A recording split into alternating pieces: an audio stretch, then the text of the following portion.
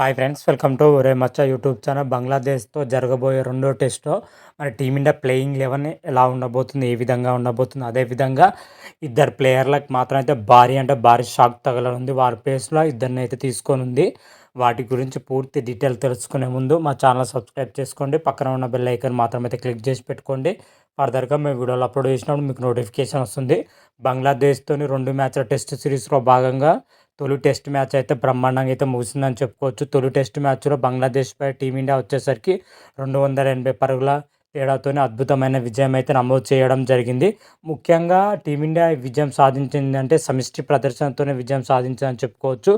అటు బౌలింగ్ పొజిషన్లో, బ్యాటింగ్ పొజిషన్లో రాణించడంతో విజయం దక్కింది. ముఖ్యంగా బ్యాటింగ్ పొజిషన్లో చూసుకుంటే శుభ్మన్ గిల్, అదేవిధంగా యశస్వి జైస్వాల్, రిషబ్ పంత్, రవీంద్ర జడేజా, రవిచంద్రన్ అశ్విన్ అయితే బ్యాటింగ్ పొజిషన్లో అద్భుతంగా రాణించడం జరిగింది. అదేవిధంగా బౌలింగ్ పొజిషన్ విషయానికి వచ్చినట్లయితే జస్ప్రీత్ బుమ్రా, రవిచంద్రన్ అశ్విన్, రవీంద్ర జడేజా అయితే రాణించడం జరిగింది. ఓవరాల్గా వీళ్ళు 6 రాణించడంతోనే టీమిండియా మాత్రం అయితే తొలి టెస్ట్ మ్యాచ్లో అద్భుతమైన విజయం సాధించింది.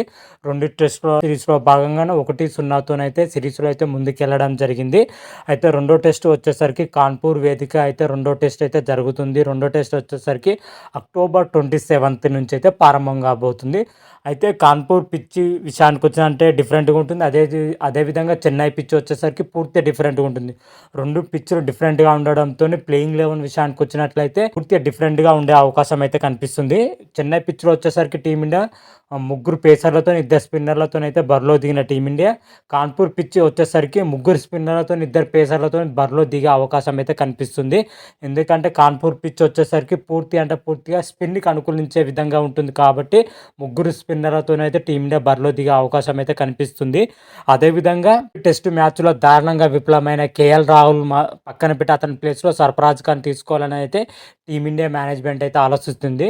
తొలి టెస్ట్లో వచ్చేసరికి కేఎల్ రాహుల్ వచ్చేసరికి కేవలం 16 పరుగులే చేయడం జరిగింది ఫస్ట్ ఇన్నింగ్స్లో వచ్చేసరికి.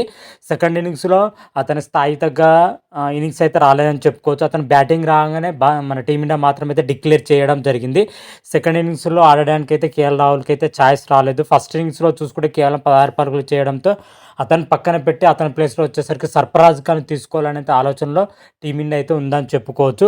అదేవిధంగా పేస్ విభాగంలో కొన్ని పక్కన పెట్టాలని అయితే టీమిండియా ఆలోచిస్తుంది. అది జస్ప్రీత్ బుమ్రాను పక్కన పెడుతుందా లేదా మహమ్మద్ సిరాజ్ను పక్కన పెడుతుందా అయితే చూడాలి. మనకు అందుతున్న సమాచారం ప్రకారం అయితే మహమ్మద్ సిరాజ్ను పక్కన పెట్టి అతని ప్లేస్లో వచ్చేసరికి కుల్దీప్ యాదవ్ను తీసుకునే అవకాశం అయితే కనిపిస్తుంది. ఈ 2 మార్పులతోనే టీమిండియా సెకండ్ టెస్ట్లో బరిలో దిగే అవకాశం అయితే కనిపిస్తుంది. ఒకవేళ జస్ప్రీత్ బుమ్రాకి రెస్ట్ ఇవ్వాలనుకుంటే మాత్రమైతే అతను పక్కన పెట్టి అతని ప్లేస్లో కుల్దీప్ యాదవ్ను తీసుకుంటుంది.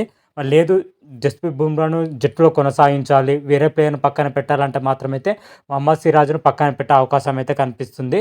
మహమ్మద్ సిరాజ్ ఫస్ట్ టెస్ట్లో అనుకున్నంత స్థాయిలో రాణించలేకపోయాడు, పూర్తిగా విఫలం అవడం జరిగింది. కేవలం ఫస్ట్ ఇన్నింగ్స్లో 2 వికెట్లు మాత్రమే తీయడం జరిగింది. సెకండ్ ఇన్నింగ్స్లో అనుకున్నంత స్థాయిలో బౌలింగ్ వేయలేకపోయారని కూడా చెప్పుకోవచ్చు. ఓవరాల్గా టీమిండియా వచ్చేసరికి ఈ 2 మార్పులతోనే బరిలో దిగే అవకాశం అయితే క్లియర్ కట్గా అయితే ఏర్పడుతుంది. ఓపెనింగ్ పొజిషన్లో చూసుకుంటే రోహిత్ శర్మతో పాటు యశస్వి జైస్వాల్ ఓపెనింగ్ పొజిషన్లో బరిలో దిగనున్నారు. యశస్వి జైస్వాల్ సూపర్ ఫామ్ను అయితే కొనసాగించడం జరిగింది. తొలి టెస్ట్లో మాత్రమైతే అద్భుతంగా రాణించడం జరిగింది యశస్వి జైస్వాల్. కాకపోతే రోహిత్ శర్మ మాత్రమైతే 2 ఇన్నింగ్స్లో కలిసి కేవలం 14 పరుగులు మాత్రమే చేయడం జరిగింది. పూర్తిగా నిరాశపరచారని కూడా చెప్పుకోవచ్చు. రోహిత్ శర్మ మాత్రమైతే అట్లీస్ట్ సెకండ్ టెస్ట్లోనైనా రోహిత్ శర్మ తన స్థాయి తగ్గ ప్రదర్శన కోరుకుంటున్నాం, లేకపోతే మాత్రమే చాలా కష్టంగా అయితే ఉంటుందని చెప్పుకోవచ్చు. అదేవిధంగా శుభ్మన్ గిల్ విషయానికి వచ్చినట్లయితే శుభ్మన్ గిల్ ఫస్ట్ ఇన్నింగ్స్లో దారుణంగా విఫలమైనా కానీ సెకండ్ ఇన్నింగ్స్లో వచ్చేసరికి సూపర్ సెంచరీతోనే రాణించడం జరిగింది. కేవలం 117 బంతుల్లోనే సెంచరీ అయితే పూర్తి చేయడం జరిగింది. ప్రజెంట్ శుభ్మన్ గిల్ ఫుల్ ఫామ్లో అయితే కొనసాగుతున్నారని చెప్పుకోవచ్చు. అదేవిధంగా 4th పొజిషన్లో చూసుకుంటే విరాట్ కోహ్లీ బరిలో దిగనున్నారు. 4th పొజిషన్లో విరాట్ కోహ్లీ మాత్రమైతే పూర్తిగా నిరాశపరిచారని చెప్పుకోవచ్చు. 2 ఇన్నింగ్స్లో కలిపి కేవలం 20 లోపే పరుగులు మాత్రమే చేయడం జరిగింది. అట్లీస్ట్ సెకండ్ టెస్ట్లోనైనా విరాట్ కోహ్లీ తన స్థాయి తగ్గ ప్రదర్శన అయితే ఖచ్చితంగా ఆడాలని అయితే టీమిండియా మేనేజ్మెంట్ అయితే ఆశిస్తుంది. లేకపోతే మాత్రమైతే టీమిండియా కష్టాలు ఎదురే అవకాశం అయితే కనిపిస్తుంది. ఎందుకంటే టాప్ ఆర్డర్లో చూసుకుంటే 2 బ్యాటర్లు విఫలమైతే టీమిండియా మాత్రమైతే పీకల్లో కష్టాలు పడే అవకాశం కనిపిస్తుంది. కాకపోతే మిడిల్ ఆర్డర్ పొజిషన్లో టీమిండియా ఆడుతుంది కాబట్టి తొలి టెస్ట్లో నెగ్గడం జరిగింది.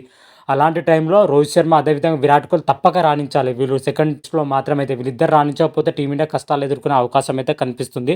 అదేవిధంగా ఫిఫ్త్ పొజిషన్‌లో చూసుకుంటే కేఎల్ రాహుల్‌ని పక్కన పెట్టి అతని ప్లేస్‌లో సర్ఫరాజ్ ఖాన్ తీసుకోవాలని అయితే టీమిండియా మేనేజ్మెంట్ అయితే ఆలోచిస్తుంది. ప్రజెంట్ సర్ఫరాజ్ విషయానికి వచ్చినట్టయితే దిలీప్ ట్రోఫీలో రీసెంట్‌గానే సర్ఫరాజ్ ఖాన్ మంచి ప్రదర్శనే కనబరచడం చెప్పుకోవచ్చు. అంతకుముందుకు మన ఇంగ్లాండ్‌తో జరిగిన టెస్ట్ సిరీస్‌లో కూడా మన సర్ఫరాజ్ ఖాన్ మాత్రమైతే 3 వరుస హాఫ్ సెంచరీలతోనే సర్ఫరాజ్ ఖాన్ అయితే మంచి ఫామ్‌లో ఉన్నాడని కూడా చెప్పుకోవచ్చు. అదేవిధంగా ఆ తర్వాత ప్లేస్‌లో చూసుకుంటే రిషబ్ పంత్ విషయానికి అయితే చెప్పనక్కర్లేదు. రిషబ్ పంత్ మాత్రమైతే 2 ఇన్నింగ్స్‌లో కలిపి దాదాపు 160+ స్కోర్ అయితే చేయడం జరిగింది. ముఖ్యంగా సెకండ్ ఇన్నింగ్స్‌లో మాత్రమైతే సూపర్ సెంచరీతోనే రాణించడం జరిగింది. కేవలం 108 బంతుల్లోనే సెంచరీని అయితే పూర్తి చేయడం జరిగింది. రిషబ్ పంత్ మాత్రమైతే అద్భుతమైన ఫామ్‌లో కొనసాగుతున్న రిషబ్ పంత్ మాత్రమైతే సెకండ్ టెస్ట్‌లో కూడా ఇదే పర్ఫార్మెన్స్ కొనసాగితే టీమిండియాకి అయితే తిరుగుండా అని చెప్పుకోవచ్చు. ఆ తర్వాత విషయానికి వచ్చినట్లయితే రవీంద్ర జడేజా అదేవిధంగా రవిచంద్రన్ అశ్విన్ కీ రోల్ పోషిస్తున్నారు. టీమిండియాలో వచ్చేసరికి ఆల్రౌండర్ పొజిషన్లో అటు బ్యాటింగ్లో కానీ రాణిస్తున్నారు. అదేవిధంగా ఇటు బౌలింగ్లో కూడా రాణించడం జరుగుతుంది. మొదటి ఇన్నింగ్స్లో చూసుకుంటే రవిచంద్రన్ అశ్విన్ వచ్చేసరికి సెంచరీతో రాణించడం జరిగింది. సెకండ్ ఇన్నింగ్స్లో వచ్చేసరికి రవిచంద్రన్ అశ్విన్ 6 వికెట్లు తీయడం జరిగింది. ముఖ్యంగా టీమిండియా ఫస్ట్ టెస్ట్లో విజయం సాధించిందంటే రవిచంద్రన్ అశ్విన్ ఆల్రౌండర్ ప్రదర్శనతోనే సాధించిందని కూడా చెప్పుకోవచ్చు. అదేవిధంగా రవీంద్ర జడేజా విషయానికి వచ్చినట్లయితే రవీంద్ర జడేజా ఫస్ట్ ఇన్నింగ్స్లో 3 వికెట్లు, సెకండ్ ఇన్నింగ్స్లో 3 వికెట్లు తీయడం జరిగింది.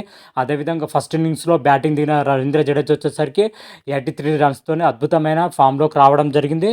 టీమిండియా విజయంలో కీ రోల్ పోషించడం జరిగింది ఫస్ట్ సెట్లో. ఓవరాల్గా ఆల్రౌండర్ పొజిషన్లో వీళ్ళిద్దరు మాత్రమైతే సూపర్ ఫామ్లో ఉన్నారని కూడా చెప్పుకోవచ్చు. ఇది టీమిండియా కలిసొచ్చే అంశం అని కూడా చెప్పుకోవచ్చు.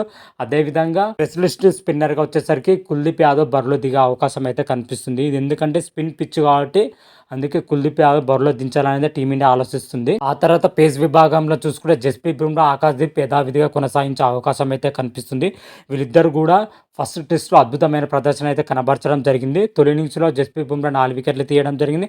ఆ తర్వాత సెకండ్ ఇన్నింగ్స్లో 1 వికెట్ తీయడం జరిగింది. ఆకాశ్దీప్ ఫస్ట్ ఇన్నింగ్స్లో 3 వికెట్లు, సెకండ్ ఇన్నింగ్స్లో 2 వికెట్లతో రాణించడం జరిగింది. ఓవరాల్ ఆకాశ్దీప్, జస్ప్రీత్ బుమ్రా మాత్రమైతే ప్రజెంట్ ఫామ్ సూపర్గా ఉండడం జరిగింది. ఓవరాల్గా టీమిండియా ప్రదర్శన చూసుకుంటే నెక్స్ట్ లెవెల్లో ఉందని కూడా చెప్పుకోవచ్చు.